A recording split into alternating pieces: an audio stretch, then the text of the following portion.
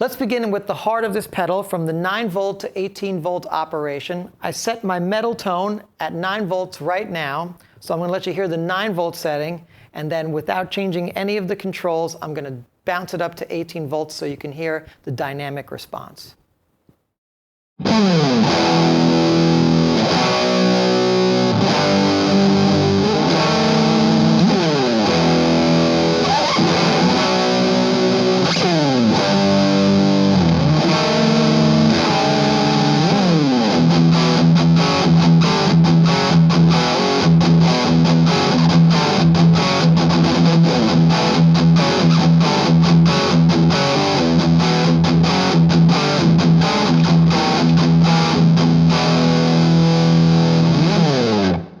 Beefing up the edge and pulling back the scoop gives you a really old school metal tone at 18 volts.